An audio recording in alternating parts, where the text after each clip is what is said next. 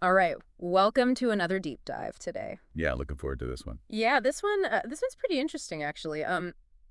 It came from listener Ang's notes, Mhm. part 497 to be Mhm. exact, and basically, well, Ang decided to try germinating some really old seeds, Oh, wow. and you wouldn't believe what happened next. Really old seeds. I mean, how old are we talking? Like 2 years old, Oh, wow. Choy Sum seeds. Oh, okay. Yeah, and they had no expiration date or anything. And to make matters worse, like the vendor they came from Mm. isn't exactly known for, great germination rates. So Right, setting the bar low. exactly, like this was just begging for an interesting story Right. and it delivered. Okay, well, I'm hooked already. What happened? So it sounds like Aang was supposed to be painting their house, Okay. but got totally sidetracked by these neglected plants on their balcony. I've been there. Yeah. And I guess they figured, what the heck? Why not? Yeah, let's see if these ancient seeds will actually do anything. It's like a little science experiment. Yeah, totally low stakes, nothing to lose, right? Right. But here's the thing. Okay. These weren't just like any random seeds. They were like, we said, Choy Sum. Yeah. Choy Sum, 2 years old, shady vendor. Yeah. Aang even wrote, particularly low expectations. It's not like this was some big planned gardening thing at all. Right. Just winging it. Yeah, pretty much. And then, get this, just 3 days later, Okay. bam, pot overflowing with little Choy Sum sprouts. No way. It's like, every gardener's dream. Especially for an accidental experiment. Exactly. And I mean, we can't see the photo that Aang mentions, but you can just imagine, right? Oh, yeah. That's going to be exciting. It is. It is. But it's really fascinating to me What's that? how quickly these things sprouted. I mean, for seeds that are basically, past their prime Yeah. and from who knows where, 3 days is crazy fast. That's true. Yeah. I wonder if there's something about Choy Sum specifically. Or maybe it's something about Aang's balcony. Like, is there a microclimate thing going on there? Yeah, maybe. And speaking of doing things differently, Aang also mentioned that they ditched the seedling trays this time. Oh, interesting. So they went straight to pots. Straight to pots, yep. Just direct sowed them. Huh.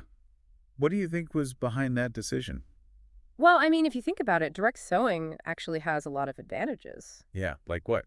Well, for one thing, you don't have to mess with the roots as much, so, Okay. less transplant shock. That's true. Seedlings can be really sensitive to that. Exactly. And then there's the soil situation. Aang even wrote about how much easier it is to just reuse the same soil. Makes sense. Less waste, right? Yep. And you can even stir it up a bit, which could bring up any other seeds that didn't sprout the first time around. Oh, smart. So you're giving those stragglers another chance. Exactly. And compared to that, seedling trays are kind of a pain. Yeah, they take up a lot of space. Plus, it's like you've got to babysit them constantly. Totally. So for a little experiment like this, just tossing them in a pot sounds way easier. Absolutely. Especially since, like you said, Aang's whole thing with vegetable gardening wasn't a huge passion. Right. It was more like, free seeds, interesting microclimate. Right, seeing what happens. Yeah, learning some skills, but not going all out. Low effort, high reward, potentially. Exactly. But now there's a new problem. What's that? Too many seedlings. Oh no, the curse of the successful gardener. Yeah, I mean, Aang even mentioned some Basil situation that happened before that sounds pretty similar. Ah, so maybe a little PTSD from past overgrowth. Maybe, yeah. Have you ever seen this happen? Like, you go in with low expectations. All the time. Yeah, and then suddenly, bam, you've got a jungle on your hands. Happens all the time. It's like nature's way of reminding us who's really in charge. Yeah, totally. Yeah. So what do you do when that happens? Well, that's the million-dollar question, isn't it?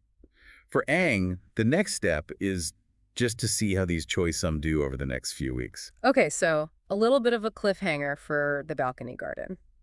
Exactly. They like it. And I think there's a good lesson in all this for everyone listening. What's that? Don't underestimate anything, Especially old seeds. especially old seeds.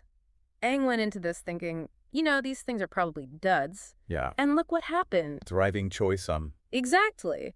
It's a good reminder that nature is pretty resilient. It really is. And sometimes shaking things up, trying a new approach can make all the difference. Like ditching those seedling trays. Exactly. So here's something to think about as we wrap things up. Okay, I'm listening. What have you kind of written off? Maybe it's an old project or a skill you haven't used in a while. Or an old packet of feeds. Or, yeah, exactly, some old seeds tucked away in a drawer. You never know. They might surprise you. They just might. It's all about potential. Potential, exactly. What seems worthless one day could be a garden the next. Well said. And on that note, thanks for joining us for another deep dive. My pleasure. Until next time. See you later.